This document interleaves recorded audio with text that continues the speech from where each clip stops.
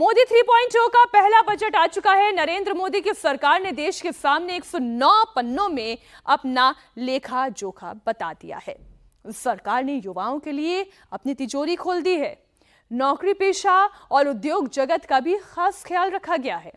लेकिन ऑपोजिशन को मोदी सरकार का यह बजट पसंद नहीं आ रहा है। विपक्ष इसे सरकार बचाओ बजट करार दिखा रही है। कोई कह रहा है कि यह बजट बिहार और आंध्र प्रदेश के लिए है। कोई ये कह रहा है कि इस बजट में किसानों और गरीबों के लिए दरअसल कुछ है ही नहीं, उनका ख्याल ही नहीं रखा गया है। तो आपके भी तो मन में सवाल आया होगा कि क्या ऑपोजिशन बजट को लेकर सरकार के खिलाफ एक भ्रम फैला रहा है या फिर यही सच्चाई है? क्या वाकई सरकार ने राज्यों के साथ कोई भेदभाव किया है? ऑपोजिशन के आरोप में आखिर कितना दम है? आज इन सब का राज्यवार विश्लेषण राजधर्म में आपके सामने होगा। एक एक फैक्ट आपके सामने मैं रखने जा रही हूं। बवाल अपने देश में भी हो रहा है, जहां मुद्दा राजनीति का है, जहां मुद्दा आम बजट को लेकर है। संसद भवन के अंदर, संसद भवन के बाहर खूब हंगामा हो रहा है। एक तस्वीर से शुरुआत कर रही हूं इस हिस्से की। आप देखिए ये तस्वीर, जब संसद भवन के बाहर आज जबरदस्त हंगामा हुआ।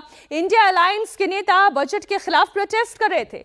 बजट को अलग अलग पार्टियों के अलग अलग सुर इन प्लेकार्ड्स में आप देखिए, इन पोस्टर्स में आप देखिए।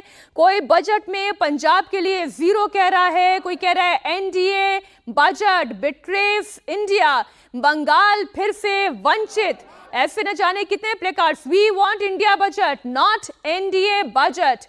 ध्यान से आप एक एक पोस्टर को समझिए, इसके पीछे का एजेंडा आपको समझ में आने लगेगा।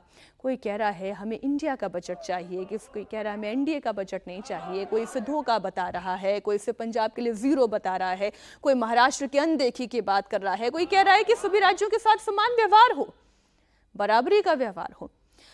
आइए मैं आपको बड़ी स्क्रीन पर ले चलती हूं और आपको समझाती हूं कि कांग्रेस से लेकर तमाम विरोधी दल इस वक्त सरकार पर कैसे निशाना साध रहे हैं। सबसे पहले बात leader of opposition Rahul Gandhi. गैर बीजेपी शासित राज्यों से भेदभाव किया गया है।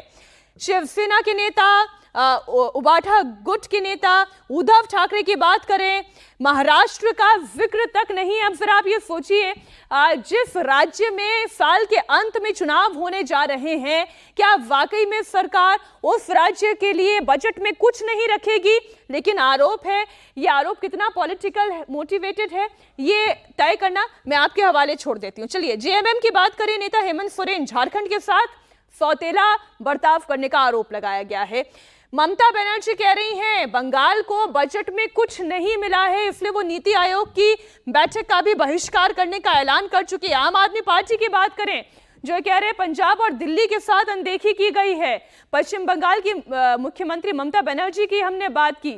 अब बीजेपी पर एक नहीं, ऐसे कई सारे आरोप इंडिया अलायंस के नेताओं की ओर से लगाए गए हैं।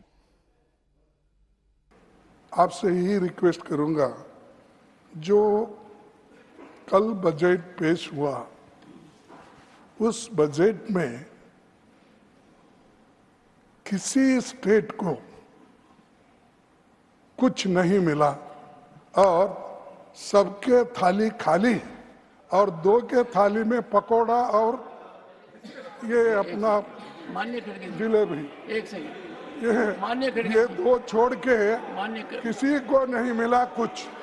ना तमिलनाडु को मिला, ना केरला को मिला, ना कर्नाटक को मिला, ना महाराष्ट्र को मिला, ना पंजाब, ना हरियाणा, ना राजस्थान, ना छत्तीसगढ़, ना किसी स्टेट को कुछ नहीं। दिल्ली को नहीं दिया तो मैं कितने गिनूं, ओडिशा को कुछ नहीं दिया। तो ऐसा बजट मैं कभी नहीं देखा और ये सिर्फ किसी को खुश करने के लिए, कुर्सी बचाने के लिए वो ये सब हुआ है।